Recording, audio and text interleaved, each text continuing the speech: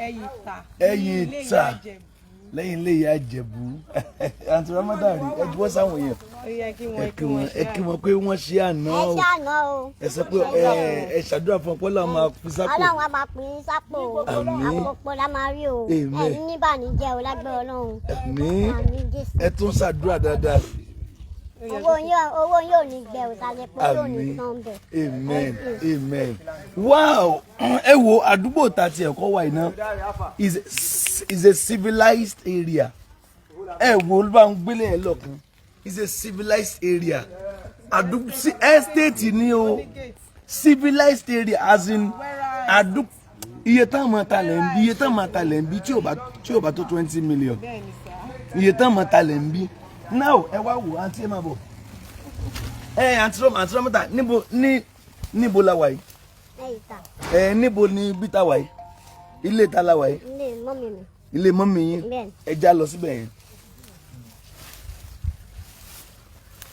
díẹ̀ ilé mọ́mì yín ni kí lélẹ́yìí tán mọ́ yìí kí ni bí báyìí bẹ́ẹ̀rì lélẹ́yìí bẹ́ẹ̀rì mọ́mì tí wọ́n ń sọ rèé o bẹ́ẹ̀rì mọ́mì wọn tán sọ yẹn rèé bẹ́ẹ̀rì mọ́mì wọn tán sọ yẹn rèé very good bẹ́ẹ̀rì mọ́mì ẹ ra màmá yes ṣé ẹ mọ̀ wọ́n ṣé ẹ mọ̀ wọ́n ṣé ẹ mọ̀ Aunty Ramota báwo náà ṣe jẹ́ ń bí mà ẹ wá màmá so ilé ọ̀dọ́ màmá wọn rèé ilé yẹn rèé Aunty Ramota ẹ máa rọra ń bẹ̀ yẹn máa bọ̀.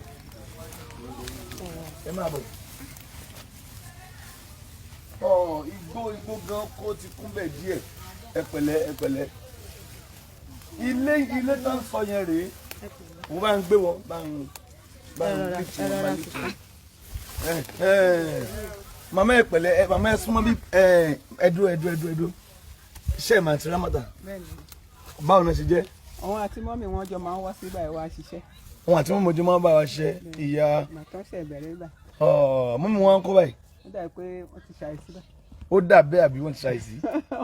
Àwọn náà nìyẹn wọ́n sùn síbẹ̀ nísìnyí. Ìyá. Ọlọ́run kó fi kan bá mi kẹ́ gbogbo wọn. Àmín ẹ ṣé màmá yes ma. Ẹ wo àǹtí àbúrò Aunty Ramota ní àbúrò wọn kí wọn ẹ káwọn èèyàn. Gbogbo lé ẹ̀ka sàn o ẹ kújọ́ mẹ́ta ẹ ṣé gan ẹ̀dẹ̀ pa ànáwọ́ sí wa o ẹ ṣé gan mo appreciate Ọlọ́run á máa bùkún yín. Àmín báwo lẹ ṣe jẹ́ sí Aunty Ramota? Èmi ni àbílẹ̀ ẹlẹ́kẹta. Àbílẹ̀ wọn ẹlẹ́kẹta ẹ̀mí mímọ́ o. Mo rí bọ̀dá kan bẹ̀ yẹn sìn bọ̀dá yẹn dà. Ìyẹn ni last born. Kọ́ wá. Òun ló bímọ ìyàwó ẹ̀ bímọ. Ok ó ní ìyàwó ẹ̀ bímọ abọ́ ọlọ́mọ tuntun ẹ̀hún kú yóò dà fún yín kí lórúkọ yín. Owó làbí báwo lẹ jẹ́ sí Aunty Ramota? Ọmọ wọn ni mo jẹ́. Ọmọ sẹ́yìn wọn náà bí yín ni. Ọmọ ni o bó ṣe ń bímọ ó ti bí ìtọ́jú lọ́lọ́mọ. Bẹ̀ tí báwo náà ṣe jẹ́? Èmi ni last born. Àwọn ni last born àwọn ní bọ̀dá yìí ni last born mọ́mì wọn. Ẹ wo ibi tí wọ́n sin màmá sí nìyẹn lọ́ọ̀kan àwọn náà níbí now ẹ wá wo màmá wọn rèé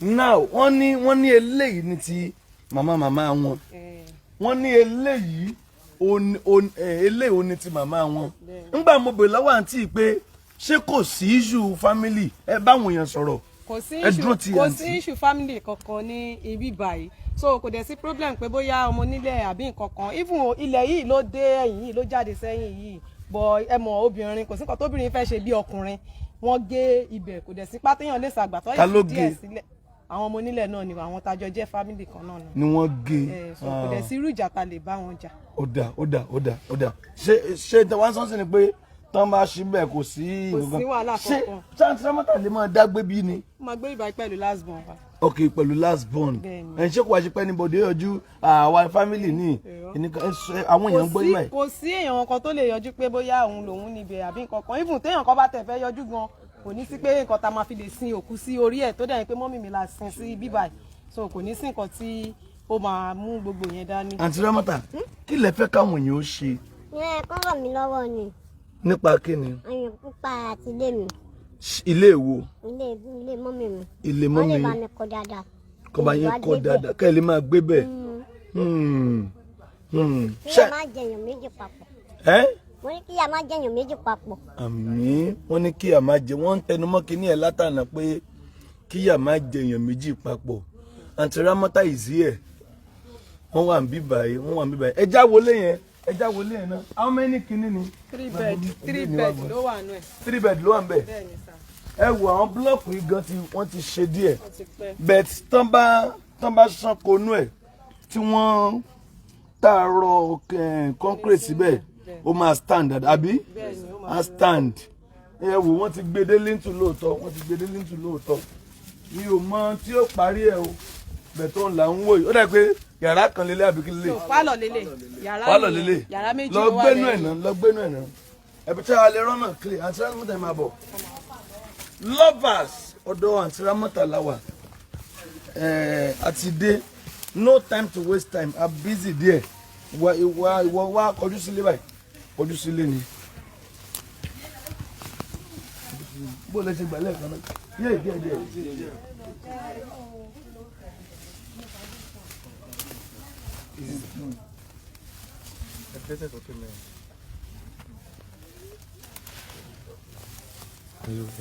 Aunty Ramota. Okay, ṣé yàrá kan lélẹ̀? Yàrá lélẹ̀, pálọ̀ lélẹ̀. Pálọ̀ kò ṣe lé tó lọ fún abẹ yẹn. Kò fẹ́ gan. Yàrá lélẹ̀, bedroom wà ńbẹ̀. Ó yá, kí wà níbẹ̀ yẹn? Kitchen níbẹ̀ yẹn. Okay. Ilé ọkọ àǹtí iná ti wá láàárọ̀ àbí ibo lẹ ti wá? Ọ̀dọ̀ ọkọ yín lẹ ti wá. Gbẹ̀rígbẹ̀ lẹ ń gbé ọ̀dọ̀ ọkọ yín lẹ ti wá. Very good. She is happily married. Ọ̀dọ̀ wọn náà ti wá láàárọ̀ yìí. Wọ́n ní kò ní sí family kan. Torí a fẹ́ ya ibi tí wọ́n ná fún Aunty Ramota nílẹ̀ àbí? Wọ́n àwa fẹ́ ya bẹ̀bẹ̀ wọ́n níbẹ̀ yẹn wọnú gan. Ẹ wo jìnnà gan in fact. Bẹ̀yẹn máa ń bí sí time to time kò dẹ̀ ní sí ẹni tó máa lọ máa dúró ti lọ́rùn rẹ̀. So tí bẹ̀yẹn tó bá ń pín nǹkan tí ká ní kò ṣe pé bóyá ká ní pé bí èèyàn tó lè stay pẹ̀lú ẹ̀ wà lọ́rùn sìn ó sì máa dá even láti lè ṣiṣẹ́ ìyẹn alákọ̀ọ́kọ́ ni láti lè máa lọ síbẹ̀ yẹn because mo rántí ijọ́ kan tí torí gini mò ń tà mo rántí ijọ́ kan tí mo lọ sí Abẹ́òkúta tí mo lọ wo ọjà tí mò ń bọ̀ mo wá fẹ́ gbà Ṣàgámù mo gba bẹ̀ in fact 2 olóòrù ni mo délé ní bíbí ẹ̀yẹn ṣe máa ń bí sí. Okay. Ẹ̀yẹn máa ń bí sí gan. Okay. So lovers wọ́n ibẹ̀ wọ́n appreciate ẹni tí wọ́n fún Aunty Ramota nílẹ̀ a fẹ́ ya bẹ̀bẹ̀ tí wọ́n níbẹ̀ ó kò sí bọ́ọ̀ mẹ́. Kò ṣe wọ́n níbẹ̀ yẹn wọnú a fẹ́ try ká ya bẹ̀ láàárọ̀ yìí wọ́n ní wọnú so ọ̀dọ̀ okay pálọ̀ ilé yàrá dà kitchen dà.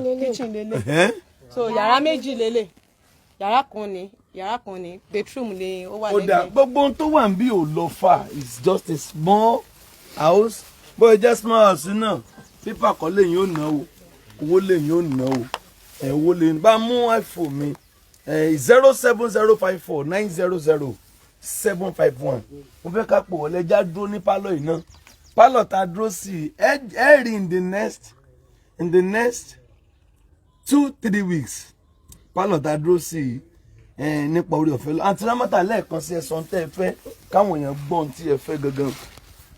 Ó yẹ sọ̀rọ̀ fóònù mi dà. ẹ sọ̀rọ̀ sókè ẹ̀sán kọ́ tẹ́ fẹ́. Ó yẹ Aunty Ramota lórí bíbá ìkílẹ̀ fẹ́. Ẹni tó bá ń ṣèrànlọ́wọ́ fún mi gbogbo èèyàn ló ń gbọ́ gbogbo àgbáyé ẹjọ́ tó yọ Ọlọ́run o mo bẹ̀ yín tó yọ Ọlọ́run ẹ bá ń kọ́lé mi kémi náà gbígbé. Mo ń gbọ́ yín Aunty Ramota ẹni ká bá yín ṣe kí ni. Kọ́ bá mi kọ́lé mi dáadáa. Ilé ibo. Ibi báyìí. Bẹ́ẹ̀ni. Ẹ fẹ́ kọ́ ẹ máa gbé bẹ̀. Bẹ́ẹ̀ni. Ṣé ibo mi ò wù yín gbé ni. Ibo mi ò wù yín gbé ẹ̀tọ́ sí ibà. Mi lè fi ilé mọ́mì mi sílẹ̀. Mi lè fi ilé mọ́mì mi sílẹ̀. Ẹ lè fi ilé mọ́mì yín sílẹ̀. Aunty Ramota tẹ́ bá tẹ̀ wá márì nǹkan.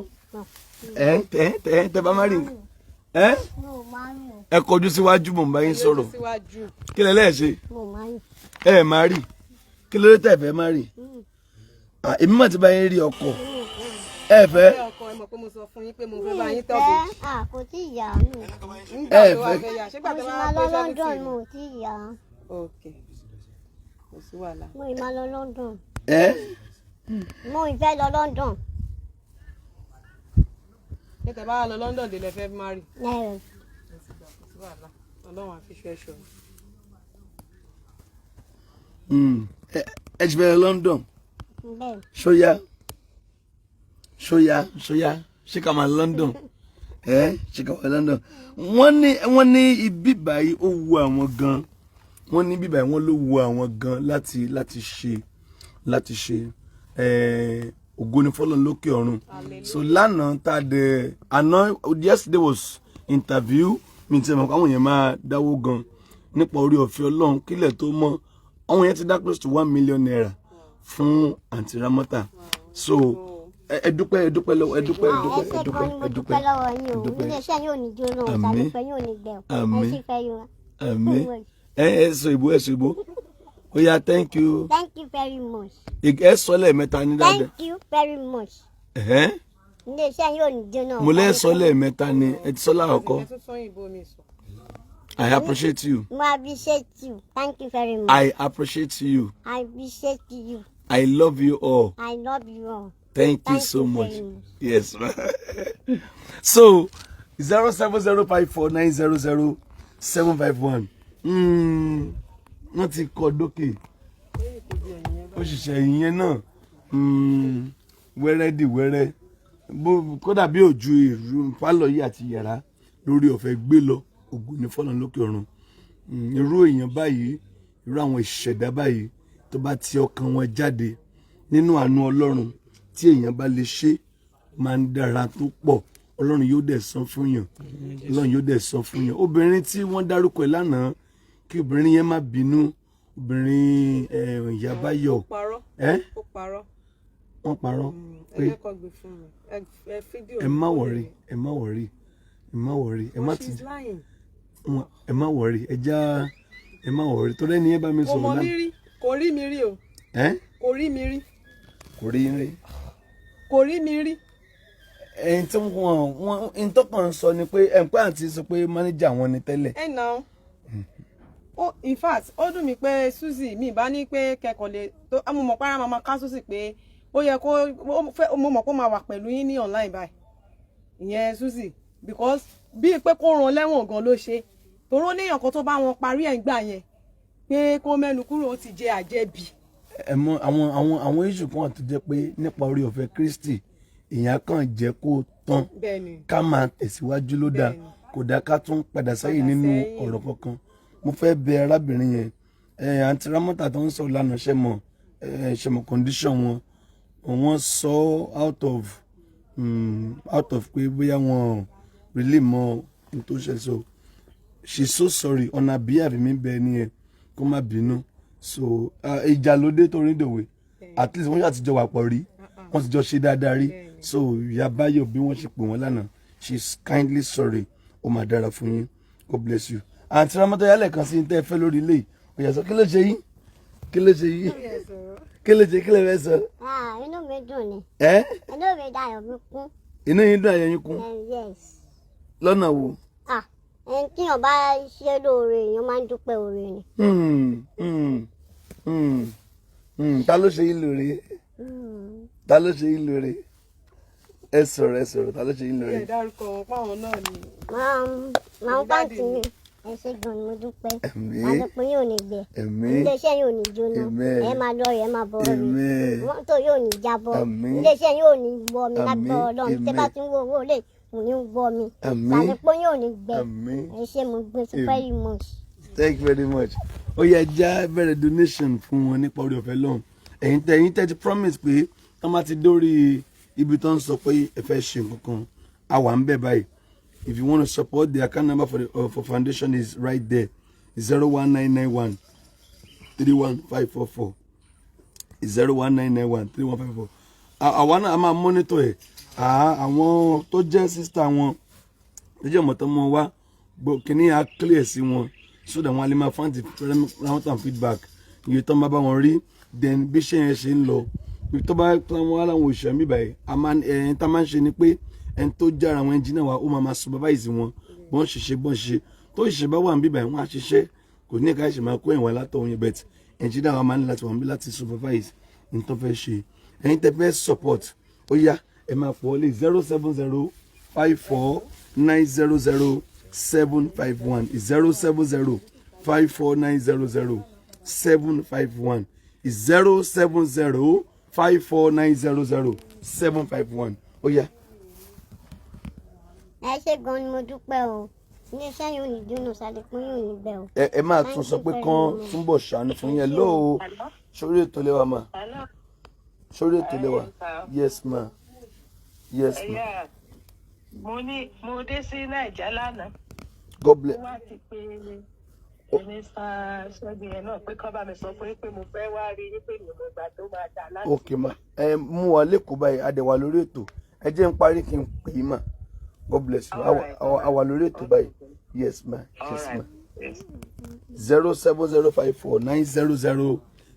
Ẹ̀yin tẹ́ fẹ́ pè tẹ́ bá Anunt Ramota sọ̀rọ̀ tẹ́ fẹ́ ṣe tí Agbala Gabriel ní láti jáde fún ìrànlọ́wọ́ àwọn aláìní, tó kù díẹ̀ káàtó fún àwọn tí ipa kún wọn, àwọn tí kì í sọ̀rọ̀, it is not about celebrity or anything, no bọ́ọ̀lù ṣe ń darí tó máa ti wá bó ṣe ń wá lẹ lọ wo videos wa for the past years, ẹ lọ wo ẹ ó rí i pé látòrí àwọn tí ò ní nǹkan kan ó pọ̀ abirùn bẹ́ẹ̀ lọ.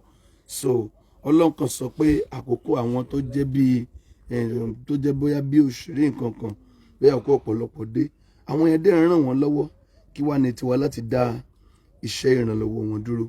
07054900751 ṣọ́ǹpẹ̀ wọlé. God bless you. Anunt Ramota, ẹ béèrè fún ìrànlọ́wọ́ àwọn fans yín pé ilé tí mò ń sọ rèé o, ẹ bá mi kọ́, ẹ ràn mí lọ́wọ́. Ẹ jọ̀ọ́ ẹ ràn mí lọ́wọ́, ilé tí mò ń sọ lélẹ́yìí o. Ẹ jọ̀ọ́ ẹ ràn mí lọ́wọ́ o. Èwo lẹ ń fi fìlà fún? Ẹ ń fi fìlà rẹ. Ó ìfìlà orí mi ni.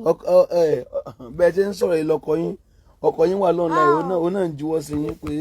Ọkọ mi o. Ọkọ yín kan mọ̀ wà online. Ọkọ yín tó fẹ́ gbowó fún yín.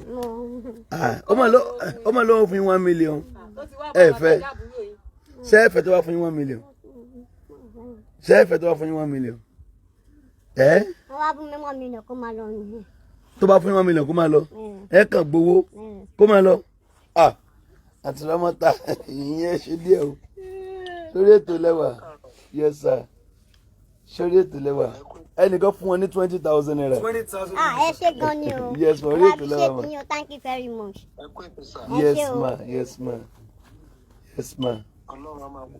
Àmín, àmín. 10,000 naira. 30,000 sir. Yes ma, ẹ ṣé ma, ẹ ṣé ma.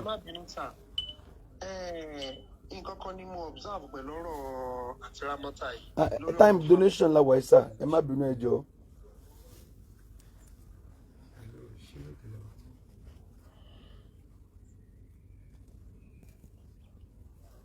Zero 070549007. Ṣé bá ń gbé ilé yẹn, this is the house tani. Ẹni kan fẹ́ bọ́dà mú ìdí. Ṣé ẹ̀yin èèyàn gẹ́gẹ́ bí tẹ́ máa ń sọ̀rọ̀ ọlọ́gbọ́n. Ṣé ẹni kan ṣe bọ́dà fẹ́. Ok, bàdá mú ìdí yẹn. Ní kan fẹ́ bọ́dà mú ìdí. Ó rí bàdá mú ìdí náà. Kẹ́rì wọn. Very good, very good. Wow. Ṣé lè wọ́n lásìkò yìí? Wọ́n ṣe. Okay. Wọ́n ṣe.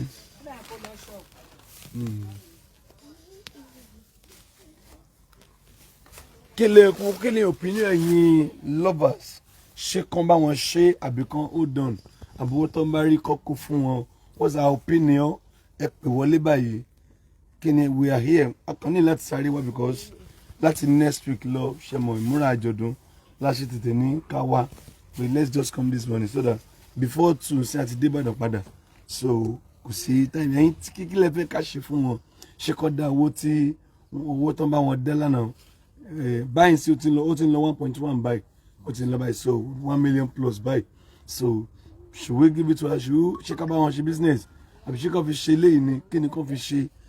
Kí ni àbí ilé yìí kàn máa ṣe? Kí ni à ń rò?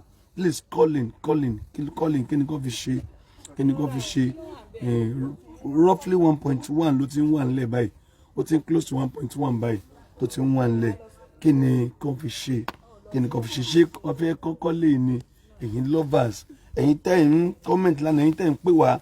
Daddy ó yá o, Anunt Ramota ni o, ó yá o. so she's here a dẹ̀ ti wà ní ilé ọ̀dọ̀ wọn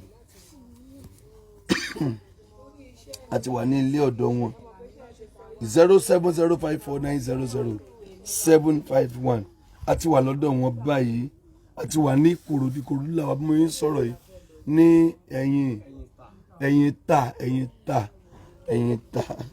ní Sabo area so ibẹ̀ ní ọ̀dọ̀ Aunty Ramota in fact kò jìnnà sí títì bàtà ń bọ̀ mo ní sílẹ̀ sí wà ń bí ni àfìbàtà adébí tí mo rí pé mo lè sọ fún yín pé irú bíi nìkan ni wọ́n ti kọ́ lára ń dì ẹgbẹ́ ilé ọ̀kan náà ilé nìyẹn ilé làwọn tó wà lọ́ọ̀kan yẹn kí náà sọ. Thank you very much. 07054 ẹ pè sórí WhatsApp ẹ pè sórí nọ́mbà kọ́ kí ni ẹ fẹ́ kó wọ́n ṣe kí lẹ fẹ́ kọ́ ṣe. family ẹ̀ kan ń bọ̀ ní máa bọ̀. kò sí èèyàn kankan tó máa disturb ń bí bíbá àbúrò mi gan ni mò ń pè. inú ẹ̀fọ́ àbúrò mi ẹ kàn sọ̀rọ̀. kò sí nǹkan kan nípa ibi bíbá yìí kò sí nǹkan kan torí tí wọ́n bá lọ kọ́ ibẹ̀ yẹn kò lè dá gbé ibẹ̀ yẹn ẹni tó dẹ̀ máa fẹ́ wà pẹ̀lú ẹ̀mí ajẹ́ni tó ń tajà ń tòsí ibẹ̀ yẹn ló máa fẹ́ wà pẹ̀lú ẹ̀dẹ̀mọ̀ ó ní láti lè bójútó pé èèyàn kò lè dá fi sílẹ̀ pé kókò ní ó yá lọ máa gbé níbi tí kò tiẹ̀ mọ ojútùú bẹ̀ rárá. àti pé iṣẹ́ tíátà tó ń ṣe ṣé bẹ́ẹ̀ ni wọ́n ti pè wọ́n àbírú bíi ṣé bí. ibi báyìí sì tó máa yìí pé ókè ó yá ẹ lọ fi ọkọ gbé uber pé ó yẹ lọ gbé ní Sábó wọ́n máa gbé because bí báyìí ọ̀kadà 100 naira ní dé Sábó ọ̀kadà 100 naira 50 naira gan ni tẹ́lẹ̀tẹ́lẹ̀ gbà pé pé wọ́n ìlò 100 naira. bí n bá rẹ̀ ni bùnmi nílé omi ń bíbà ilé omi bí n bá rẹ̀ ni bùnmi nílé omi estate ní bíbà yìí 40,000. wọ́n fọ́n 40,000 1.163,000. bí n bá rẹ̀ ni bùnmi nílé omi ń bí màá kàn sọ pé ilé omi ń bì kan ní 10 million máa bu yín mọ́ yín pé àwọn èèyàn kan jọ kára estate ní ibi ìtẹ̀ ìfà hello. Yes ma. Orí ètò lẹ́wà. Yes ma. Amen. Yes ma. Ẹ nígbà ní orí ọ̀rọ̀ ilẹ̀ Aunty Ramota yẹn tèmi máa fi ṣèṣì tẹ́ bá lè kọ̀ fún wọn. Ó yá nítorí ká ṣe fún wọn Aunty Ramota ẹ máa kí àwọn èèyàn wọn èlò lọ́nà fún wọn. 1.163,000. ó jẹ́ 1,163,000 ẹ dúpẹ́ Aunty Ramota. ẹ ṣé gan ni mo dúpẹ́ ẹ lọ́wọ́ dúpẹ́ dáadáa ẹ dúpẹ́. ẹ ṣé gan ni o Ọlọ́run á san oore fún yín o iléeṣẹ́ yín ò ní jóná o ẹ̀yin ò ní níbànújẹ́ o agbọ́ Ọlọ́run ẹ ṣé o. Amen. Thank you very much. Thank you very much. Thank you very much. ẹ gbọ́wọ́ pa ẹ̀mẹ́rin la bọ́wọ́ lánàá àbí ó yá tù sẹ́ẹ̀ mẹ́ta ni. Hello orí ètò lẹ́wà. Orí ètò lẹ́wà. Yes sir. Bẹ́ẹ̀ ni sir. Hello sir.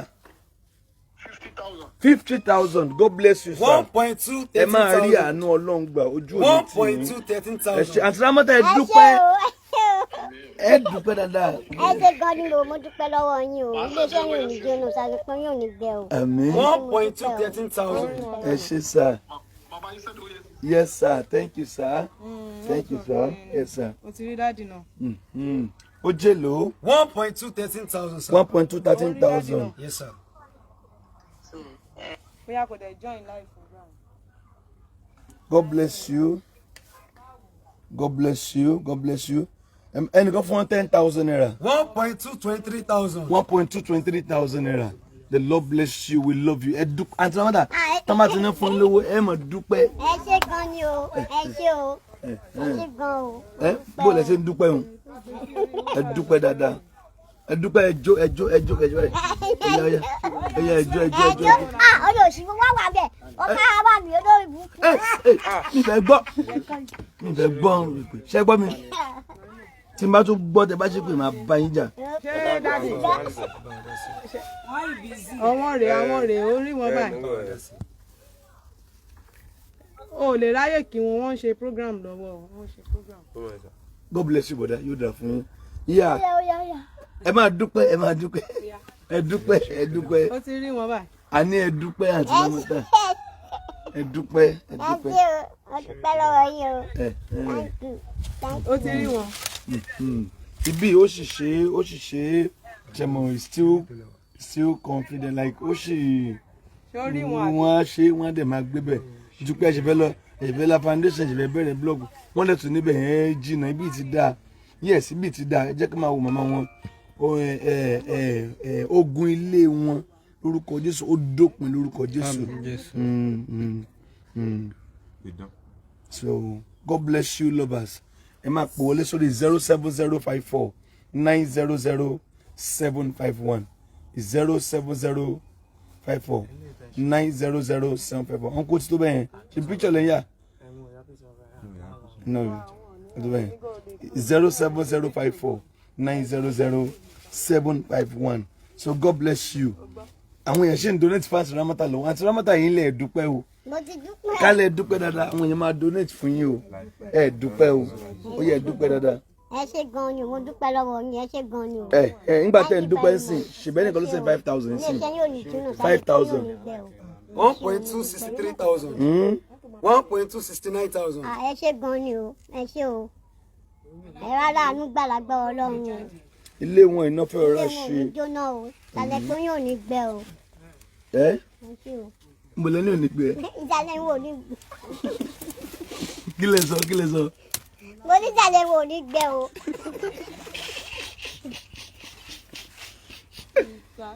àwọn tó ti mọ̀ lélẹ̀. Mo lẹ ní òní gbẹ náà. Ẹ sọ̀rọ̀. Mo ní ìsàlẹ̀ wọn ò ní gbẹ. Ìsàlẹ̀ wọn- Wọn ò ní gbówó tì lágbẹ́ Ọlọ́run. Ìsàlẹ̀ wọn ò ní gbẹ. Bẹ́ẹ̀ni. Ìsàlẹ̀ àpò yóò ní gbẹ. Ìsàlẹ̀ àpò wọ́n ní ìsàlẹ̀ wọn ò ní gbẹ. Yorùbá yóò yé ní púpọ̀ Báyìí dáadáa. lásán. Ó yá sọ òyìnbó ẹ fi òyìnbó pray fún wọn. Mo bẹ́ẹ̀ pè o. Ẹ mọ yín fẹ́ ìbò. Mo bá pè o. So God bless you. You can still call in. Ẹ pè sórí 070 54900 751. More donations still coming in. Ọlọ́run yóò ṣe léyìí. Ìbí wọn bá ṣe dé, àwa náà ò jìnnà sí Kòròdú. And thank God kò jìnnà. Sábó nìyẹn. Tá a máa ń gbà lọ sí program Kòròdú tá a máa wá ń ṣe yẹn. Sábó nìyẹn la máa ń gbà. So òun là ń wò lọ́ọ̀kan yẹn. Very close. Mi tí ẹ mọ̀ pé kò jìnnà. Mo ṣe bí ábì kan tó wọnú ni. Àárín ìgboro ni bí o. Mi bá ṣe rí ilẹ̀ síbí gan òye mi bóun náà ṣe rí síbí náà bóun náà ṣe rí síbí báwọn náà ṣe gẹ́ẹ̀tì bí báyìí estate ni bí okay ọmọ onílẹ̀ bí báyìí ni wọ́n okay I see God bless you lovers God bless you ẹ rí àánú gbà má bá ń gbé kọ yẹn 20,000 1,248,000. 1,248,000 wọ́n fún 10,000 bí báyìí 1,258,000. 1,258,000. wọ́n fún 10,000 bí again 1,260. yes sir mo ti di fáǹsì yín o gbogbo Yes, ẹ̀ sir. ṣe lọ́lọ́ máa wà pẹ̀lú yín amen ní sàdíṣe o Amen. wàhálà káàtì ẹ̀ àsìkò tí ẹ̀ ṣe program ní ọdún ẹ̀ bá máa fi 10,000 ránṣẹ́ sí wọn ṣe ti bọ́. God bless you sir 10,000 ṣe 1.3 million, sir. 1.3 million. Thank you very much. ẹ ṣé sir Iléeṣẹ́ yóò ní jó Ẹ ṣé ìsàlẹ̀ sir, pé yóò ní thank you, gbẹ sir. o. Àwọn ọmọ yóò ní Ẹ ṣé sir. ọmọ yín lójú o. Ẹ yes ṣé gan ni sir o. yes sir yes sir yes sir yes sir Ìjà wà yìí ìṣẹ̀lẹ̀ yes sir yes sir I'm a very good fan. thank you sir Wonderful job. adúpẹ́ sir Ọlọ́run fún yín ṣe thank you sir wàhálà amen sir ẹ ṣe tí ó di wàhálà ọlọ́run ní jíkẹ́ ní tẹ́lẹ̀. amen thank you sir All right. So after this ẹ̀ ti bọ́. yes sir All right. Ẹ̀rù 1.3 million, sir. kọ́ mi. 1.3 million she has lẹ́nu alẹ́ àná sí ìsìn she has received 1.3 million ẹ̀ńtáyé nífẹ̀ẹ́ láyé fún ní nǹkan ẹ̀ń tó fún ní 1,000 tó fún ní 1,000 tó fún ní téèyàn bá fi lè tọ́ bá pò tó fún ẹ ní nǹkan kan ajẹ́pọ̀lọ́ nífẹ̀ẹ́ rú ẹni bẹ́ẹ̀ 1.3 million that's a lot of money hello ṣódé tó lẹ́wà mà.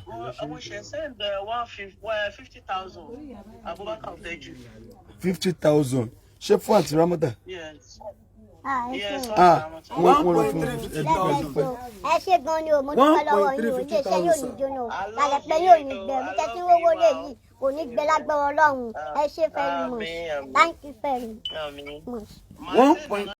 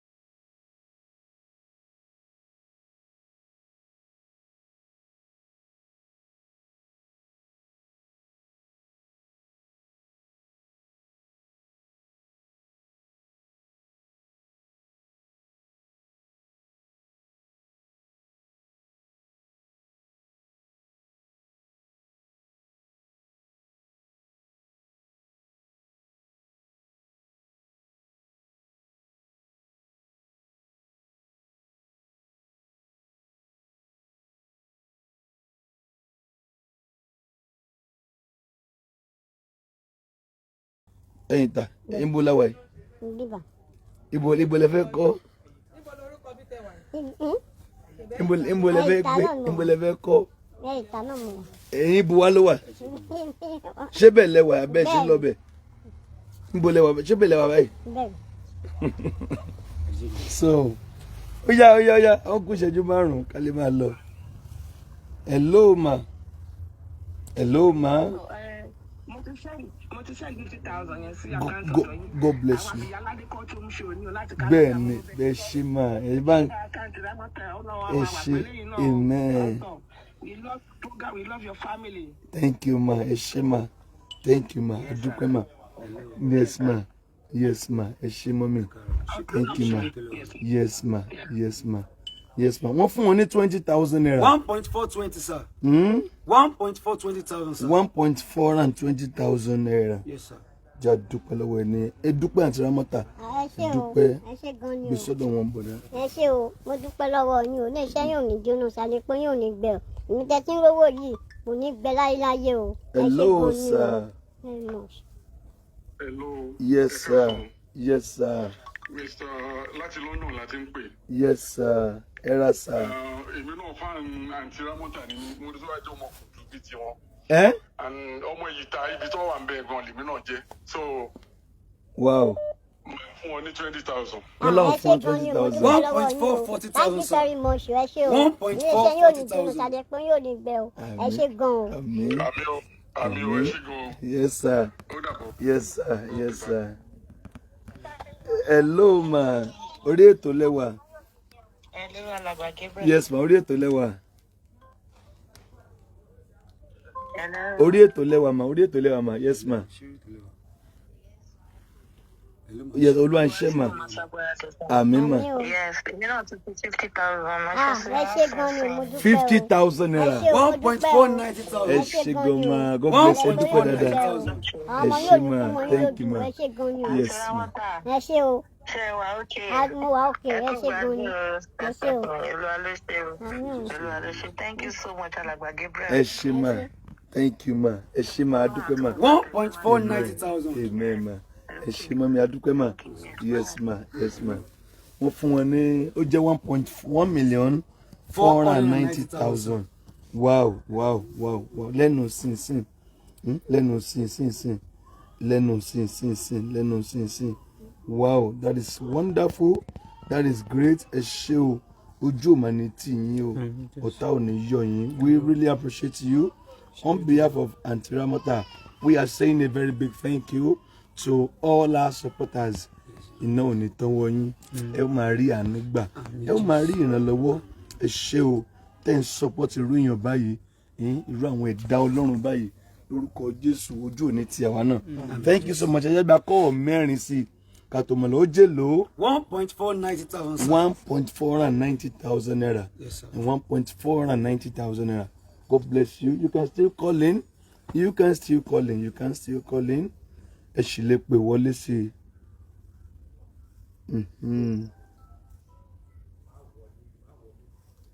Ẹ ṣì lè pè wọlé sí i.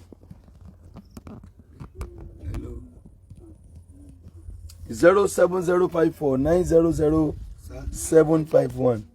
07054900751. Kí náà sọ? God bless you, sir. Ẹni tó pè lẹ́kọ̀ọ́ tó send 40,000. Wọ́n náà okay wọ́n ṣe.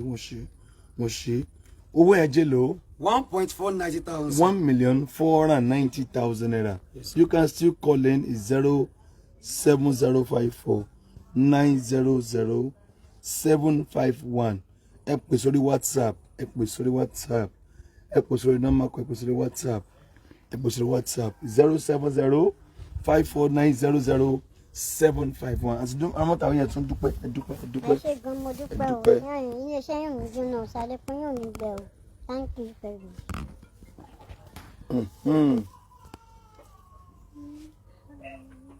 Aunty Ramota, mo gbọ́ tẹ́lẹ̀ ń travel alẹ́ kún gbà ó lẹ́ ń lọ. Gbà ó lẹ́ fẹ́ lọ́nà. Hello ma.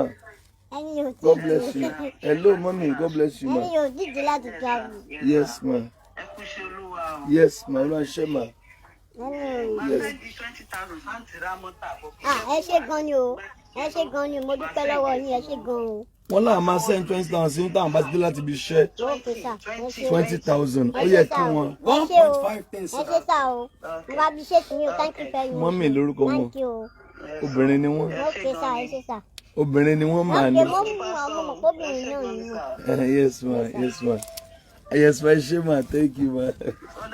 Yes ma, yes ma, yes ma. 1.510,000.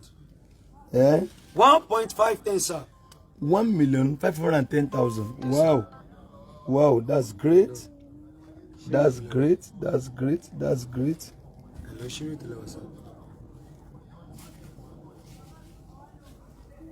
Hello. Era sao. Yes sir. Orí ètò lẹ́wà. Yes sir. Bẹ́ẹ̀ ni sir. Okay, David ló sọ̀rọ̀ láti Germany. Yes sir. Wọ́n máa fún yín ní 50,000. Wow, wọ́n làwọn máa fún wọn ní 50,000 naira. 1.560,000. Thank you sir. 1.560,000. Ẹ ṣé sir. 560,000. Yes sir, yes sir. Thank you sir. Adúpẹ́ daddy, thank you sir. Yes sir. 50,000. God bless you sir. Ẹ ṣé sir. God bless you sir. Hello. Sórí ètò lẹ́wà.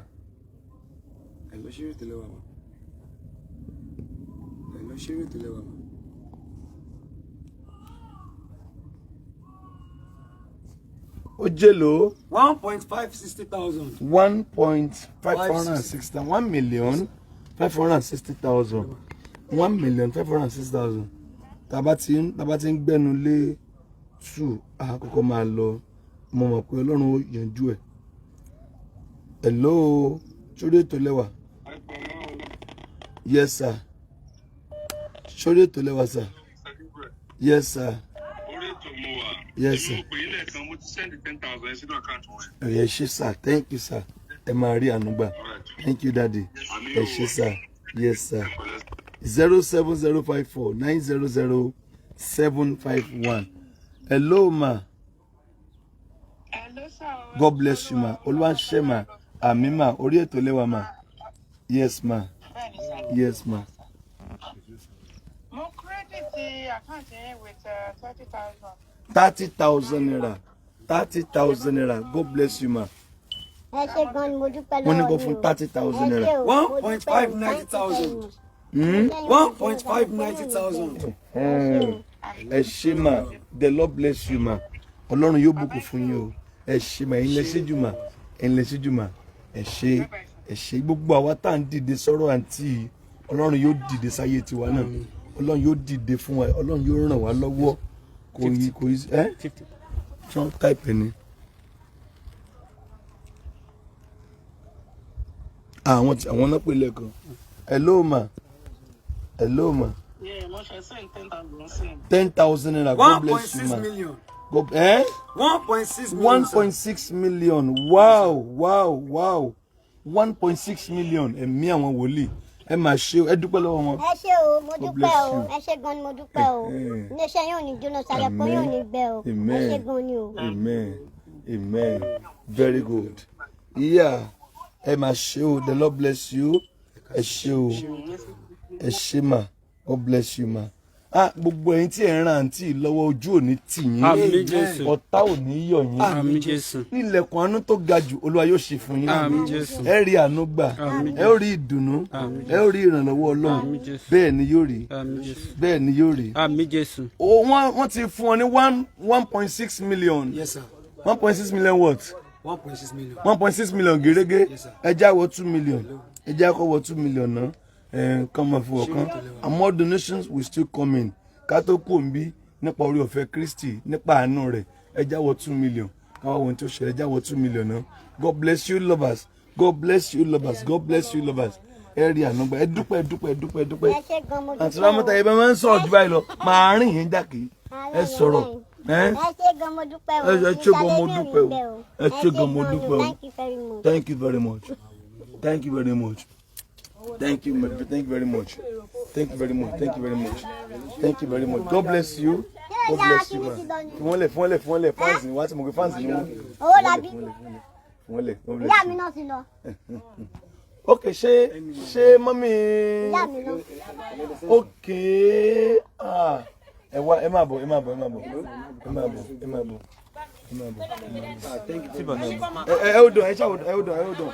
Hold on. 1,605,000. Hello, ma. Yes, ma. How of life is doing? Hold on. Ma? Sorry. Okay. 20,000 naira. 1,625,000, sir. Ẹ máa rí àánú gbà. 1,625,000. Ẹ máa rí ìrànlọ́wọ́ Ọlọ́run. Ojú ò ní tì yín, ọ̀tá ò ní yọ̀ yín. The Lord bless you, ma. Ẹ ṣé ma. Thank you, ma. Ẹ ṣé ma. Yes, ma. Ẹ ṣé mommy. Thank you, ma. Ẹ ṣé ma. Yes, ma. God bless you to all supporters all over the world. You will receive great mercy. Amen. It shall be well with you. Amen. Ojú ò ní tì yín, ọ̀tá ò ní yọ̀ yín. Àánú Ọlọ́run kò ní fi yín sílẹ̀. Ìrànlọ́wọ́ Ọlọ́run yóò jáde fún yín. Ẹ ó rí àánú gbà. Bẹ́ẹ̀ ni yóò rí. Jésù ló jèlò 1,625,000. 1,625,000. Ẹ jágba kọ́ méjì sí ká máa lọ. Jágba kọ́ méjì sí. God bless you. Ẹ rí àánú gbà. Ẹ ó rí àánú gbà. Ẹ ó rí àánú gbà. Ẹ ó rí àánú gbà. Má bá ń gbé kọ yẹn, má bá mi wo comment yẹn. Má bá mi wo. The Lord bless you. Amen. May the Lord bless you. May the good God bless you. Amen. May the good God bless you. Okay. God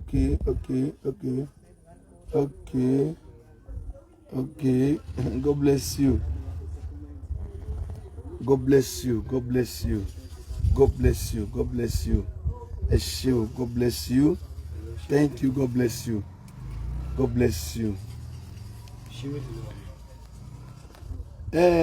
Kí a tó máa lọ, mọ́mí. Ká tó máa lọ, mo fẹ́ kí àǹtí Ramota àti obìnrin tó ń sọ lánàá, mo fẹ́ kán parí tó wà láàrin wọn. Tán sọ pé ìyá Báyọ̀ tí wọ́n sọ nípa tó ṣẹlẹ̀ ní bọ́n ṣe ń sọ lánàá, tó sọ pé mánéjà wọn tẹ́lẹ̀ pé nǹkan kan wáyé láàrin wọn. Bíbélì pé ká máa lépa àlàáfíà pẹ̀lú ènìyàn gbogbo àti ìwà mímọ́. Ó ní láìsí èyí ni, ó ní kò sẹ́ni tí ò rí Ọlọ́run. So àǹtí yẹn ti dé, mo fẹ́ kán yanjú everything, kankan kí n bá wọn settle ẹ̀ kọ́ dẹ̀ parí ẹ̀. Àǹtí yẹn máa bọ̀.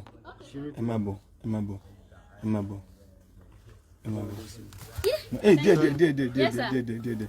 So àǹtí yẹn rèé. God bless you, ma. Kí lórúkọ yín, ma? Ìyá Báyọ̀, Sẹ́ríkì Àrò. Okay, ma. Àǹtí Ramota ni. Okay. Báwo ló ṣe níṣẹ́jú díẹ̀? No, I thank God for everything to transact láàrin mi àti ẹ. Everything was on social media. I'm not here pé bí emo. What really prompted me coming here? But mo gbọ́ statement yẹn pé Ìyá Báyọ̀ gbowó òun lọ fi kọ́lé. Alhamdulillah, I was in a bungalow tẹ́lẹ̀ kó tó di pé bóyá mo ṣe gbà tí mo dẹ̀ filẹ̀ tí mo face business mi tí mo face life mi Ọlọ́run ṣiṣẹ́, but orúkọ ìbàjẹ́ tí ń pọ̀ jù. Báwo lẹ ṣe jẹ́ sí wọn tẹ́lẹ̀? Mo manage tẹ́lẹ̀ ní Alájà Àlùbáǹkújì kan ló fún mi ní Ìkòròdú pé I can help ẹ bí bẹ́ẹ̀ náà ṣe rí yìí sí tó pé with her from November 2017 and everything got scattered July August 2018 kò pé èyí ẹ̀ alhamdulillah I was able to raise enough money. This is the place tí mo sọ pé mo ṣe from foundation. Everything is this is this place. Mi mọ̀ pa yẹn. Mi mọ̀ pa yìí. Kò ti pẹ́ gan. So this is this place tí mo ṣe. So I just want to clarify that I'm a brand. Orúkọ mi popular gan worldwide. So my own people has been telling me pé kí n clear that name. I'm not here to oppose her or do anything. Just for them and for people to just remove that bad name from my head. Mo ní ọmọ, mo ní ẹbí, mo ní brand, mo ní company ara mi. She understand? They should just erase it. Baby, ó gba owó ẹ̀, ó lọ blackmail. 1.2 million ló ń sọ yìí sá. Everything is in that folder. For me to use that, tí mo went to base ṣé kò ti tó bẹ́ẹ̀ 2-3 years. Mi lè sọ pé bẹ́ẹ̀ lọ ṣe kò kàn mí. But kò pé yẹ tí mo bá ṣe. and I bought the freezer, bed, everything is in record. So I'm not here to against her progress. She understand? I am not here to against her progress. The only people, do much so the mother is dead now. Mama. Yeah, the father is dead now. She understand? She understand? So Baba kan wa ni biba Alaji Anima Shan. Auntie, yes. Auntie. Cut it. Emma Binusa. Ati wa life mi by, don't worry. Mo fẹ́ peace láàrin wọn. So Alaji Anima Shan Baba wa biba. Baba lo ma always. Yeah, no. Shanti yẹn gbọ́n tí mo sọ. Okay. Hold on. Yeah, what's up? So Baba Alaji Anima Shan, and so many of them, they are still alive. So totally witness ikini. I am not against her progress, so I be anything, but just my name, sir. And omo to man promote e man she mistake in kokon. In kote pe but when I was promoting her, she was just a viewer then.